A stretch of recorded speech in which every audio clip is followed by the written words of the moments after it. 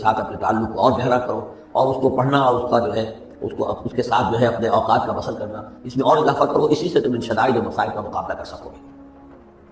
وَقُلِ الْحَقُّ مِن رَبِّكُمْ، اور کہہ دیجیے یہ حق ہے میرے رب کی طرف، تمہارے رب کی طرف سے جو میں پیش کر رہا ہوں۔ وَمَن شَاءَ فَلْيُؤْمِنْ وَمَن شَاءَ فَلْيَكْفُرْ، اب جو چاہے ایمان لائے، جو چاہے کفر کرے۔ یہ بالکل وہی بات ہے جو سورۃ الدہر میں کہی گئی ہے، اما شاکرا و اما کفورا، ہم نے پورا اختیار دے دیا، انا ہدیناہ السبیل اما شاکرا و اما کفورا، یہ اختیار ہم نے انسان کو دیا ہے، چاہے شکر گزار بندہ بنے، چاہے کفران نعمت کی روش اختیار کرے۔ تو یہاں انداز یہ ہے کہ آپ ان کفار سے کہتے ہیں کہ میں دعوت پیش کر رہا ہوں، تمہیں ایمان لانا ہے لاؤ، کفر کرنا ہے کفر کرو، لیکن بین کی کوئی بات نہیں ہو سکتی، کوئی گیو اینڈ ٹیک، کوئی جو ہے کمپرومائز ہے ممکن نہیں ہے۔ قُلِ الْحَقُّ مِن رَبِّكُمْ، ٹیک اٹ اور لیو اٹ، یہ حق ہے تمہارے رب کی طرف سے، چاہے اسے چھوڑ دو تو پورے کو چھوڑنا ہوگا، قبول کرنا ہے تو پورے کو کرنا ہوگا۔ فَمَن شَاءَ فَلْيُؤْمِنْ وَمَن شَاءَ فَلْيَكْفُرْ إِنَّا أَعْتَدْنَا لِلظَّالِمِينَ نَارًا، ہم نے ظالموں کے لیے،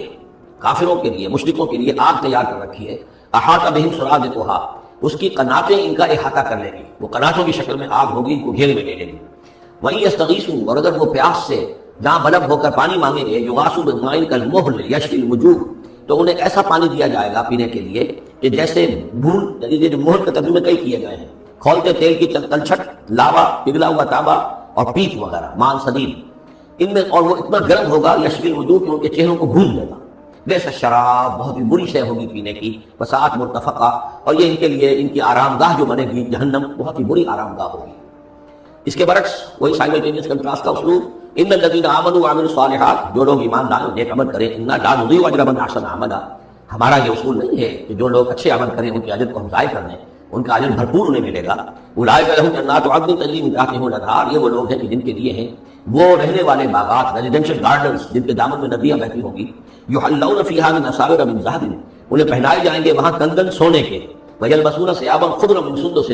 اور ان کو وہ پہنیں گے وہاں پر کپڑے سب رنگ کے، باریک ریشم کے اور گاڑھے ریشم کے، یعنی اوپر کا لباس جو ہوگا وہ باریک ریشم کا ہوگا، اور جو نیچے کا لباس ہوگا وہ گاڑھے ریشم کا ہوگا۔ متکئین فیہا علی الارائک، اور وہ وہاں پر تکیہ لگائے ہوئے، ٹیک لگائے ہوئے بیٹھے ہوگے تختوں کے اوپر۔ نعم الثواب، کیا ہی اچھا بدلہ ہوگا، وحسنت مرتفقہ، اور کیا ہی خوب ان کے لیے آرام گاہ ہوگی۔ پانچویں رکوع میں ایک مکالمہ آ رہا دو اشخاص کا، ایک شخص وہ ہے کہ جس کو اللہ نے دنیاوی نعمتیں جو بھی اس دور کی تھیں بھرپور دی ہیں، مادی وسائل بھرپور دے رکھے ہیں، اور وہ اس قدر اس کا معاملہ ٹھیک چل رہا ہے کہ ہوتے ہوتے اس کی نگاہ اب اللہ کی طرف سے ہٹ کر ان مادی اسباب و وسائل ہی پر جم گئی ہے، اس کا توکل اور اعتماد اسی پر قائم ہو گیا ہے۔ ایک دوسرا شخص دنیاوی اعتبار سے مرفع الحال نہیں ہے، اس کے پاس دولت نہیں ہے، دنیاوی چیزیں نہیں ہیں، لیکن وہ اللہ تعالیٰ کی معرفت اسے حاصل ہے، وہ اس دولت مند آدمی کو بھی نصیحت کرتا ہے کہ تم اللہ کو بھول گئے ہو، تمہیں چاہیے کہ ہم تمام چیزوں کے اوپر جو بھی اللہ نے تمہیں دی ہے اس کا شکر ادا کرو، اس کا حق ادا کرو۔ لیکن اس نے اپنے گھمنڈ میں آ کر اسے بہت تلخ جواب دیا، میرے پاس یہ سب کچھ ہے، تو گویا کہ میں اللہ تعالیٰ کا لاڈلا ہوں، چہیتا ہوں، تم جوتیاں پٹخار رہے ہو، تمہارے پاس کچھ نہیں ہے، تمہاری کوئی حیثیت نہیں ہے، تمہاری حیثیت ہی نہیں کہ مجھے تم معاف بھی کہو۔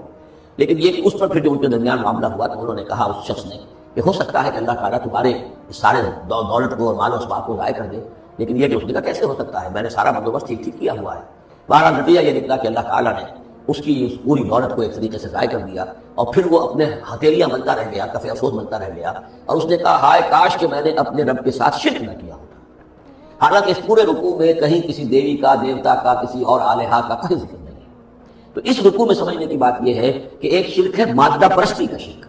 مادی اسباب و وسائل پر اتنا تکیہ ہو جائے، اتنا توکل ہو جائے، اتنا اعتماد ہو جائے کہ پھر اللہ تعالیٰ کو انسان بھول جائے، مسبب الاسباب پر سے نگاہ ہٹ جائے، اور وہ سمجھے کہ سارا اعتماد و توکل میرا ان مادی اسباب و وسائل پر ہے۔ تو یہاں گویا کہ اس نے مادی وسائل و اسباب ہی کو اپنا معبود بنا لیا ہے۔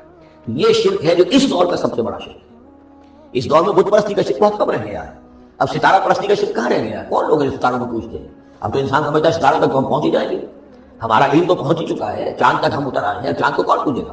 یہ جو اب ساری جو ہے اب جو پوجا پاٹ ہو رہی ہے وہ تو مادہ پرستی کی ہے، وہ دولت کی ہے، وہ در حقیقت یا وہ نظریاتی طور پر وطن پرستی ہے، اس کا ایک شرک ہے۔ تو یہ اس دور کے شرک کو سمجھنا بہت ضروری ہے، اور یہ رکوع اس اعتبار سے کہ اس میں کسی دیوی دیوتا کا ذکر نہیں ہے۔ تو شرک کون سا کیا اس نے؟ وہ شرک یہی ہے کہ اس نے دنیاوی مال و اسباب اور مادی اسباب و ذرائع کے اوپر اپنے سارے توکل کو جو ہے اس کے ساتھ منسلک کر دیا، یہی گویا کہ اس کو معبود بنا لیتا ہے۔ وَاضْرِبْ لَهُم مَثَلًا رَجُلَيْنِ، ان کے لیے بیان کیجئے دو اشخاص کی مثال، جعلنا لأحدهما جنتين من اعناب، ان میں سے ایک کو ہم نے دیے تھے دو باغ انگوروں کے،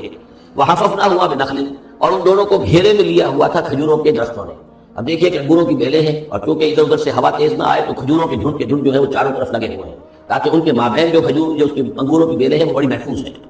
وجعلنا بینہما زرعا، ان کے درمیان کھیتی بھی تھی، یعنی یہ کہ اناج کا سامان بھی ہے اور انگوروں کی بیلیں بھی ہیں اور یہ کہ کھجوروں کے درخت بھی ہیں۔ کلتا الجنتین آتت اکلھا، وہ دونوں باغات اپنا پھل دیتے تھے، ولم تظلم منہ شیئا، سال بسال پھل آ رہا ہے، سال کا سال ہو گیا، ہر سال پھل آ رہا ہے، اس میں کوئی کمی نہیں کرتے تھے۔ جب یہ چیز چلتی رہتی ہے تو آدمی کا خود بخود ایک توکل جو ہے وہ اس چیز کے ساتھ وابستہ ہو جاتا ہے، وہ بھول جاتا ہے کہ اس کی اللہ تعالیٰ کے فضل و کرم سے ہے یا اللہ کے اذن سے ہے، بلکہ یہ کہ وہ انہی چیزوں کو سمجھ بیٹھتا ہے کہ یہ دائم ہے اور قائم ہے۔ وفجرنا خلالہما نہرا، اور ہم نے ان کے مابین ایک نہر بھی نکال دی تھی، آبپاشی کا بھی پورا نظام موجود ہے۔ وکان لہ ثمر، اور اس کے میوے بھی تھے، یعنی یہ بھی تھا کہ باغ جو ہے پھلا ہوا اس وقت، انگور بھی ہیں اور کھجور بھی جو ہے درخت جو ہے لدے ہوئے ہیں، اور ایک اس کا مفہوم یہ بھی ہے میرے نزدیک زیادہ راجح ہے کہ اس کو اولاد بھی اللہ نے خوب دی تھی۔ جیسے درختوں پر پھل لگتا ہے تو انسان کے لیے اس کی اولاد جو ہے اس کے پھل کی حیثیت رکھتی ہے، تو گویا کہ اس کو اولاد بھی ملی تھی۔ فقال لصاحبہ وهو يحاوره، تو کہا اس نے اپنے ساتھی سے، ان سے وہ گفتگو کر رہے تھے، آپس میں گفتگو کر رہا، انا اکثر منک مالا واعز نفرا، میں تم سے کہیں بڑھ کر ہوں مال میں اور نفری۔ اب یہ نفری کے حوالے سے میں نے کہا لہو صبر، اس کے بیٹے بھی تھے، اولاد بھی تھی، تو اس کے حوالے سے وہ نفری کی بات بھی کر رہا ہے، میرے بازو بھی بہت ہے۔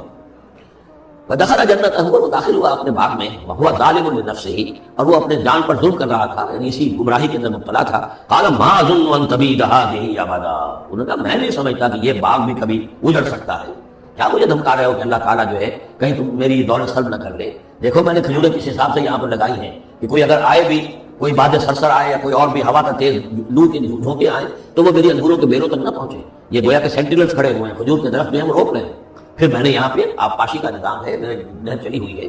ما اظن ان تبید هذه ابدا، میں نہیں سمجھتا کہ میرا یہ باغ جو ہے کبھی ایک برباد بھی ہو سکتا ہے۔ وما اظن الساعة قائمة، اور یہ تم قیامت وغیرہ کی بات کر رہے ہو، اول تو میرا گمان نہیں ہے کہ کوئی قیامت کھڑی ہونے والی ہے۔ وما اظن الساعة قائمة، میں نہیں سمجھتا کہ یہ قیامت ہونے والی ہے۔ ہاں ڈھکوسلے سے ہیں، کوئی بڑوں سے سنا تو ہے، اور یہ کہ وَلَئِن رُدِدتُّ إِلَىٰ رَبِّي، اگر مجھے لوٹا ہی دیا گیا اپنے رب کے پاس، لَأَجِدَنَّ خَيْرًا مِنْهَا مُنْقَلَبًا، تو مجھے وہاں لازماً ملے گا بہت بہتر لوٹ کر۔ اب اس کے اندر ایک فلسفہ ہے ان کا کہ جب اللہ نے مجھے یہاں دیا، اللہ کے وہ ممکن نہیں تھے، اللہ نے مجھے یہاں دیا ہے تو اس کا مطلب یہ کہ میں چہیتا ہوں، لاڈلا ہوں، یا اللہ نے مجھے صلاحیتیں دی ہیں، میں نے بڑی عمدہ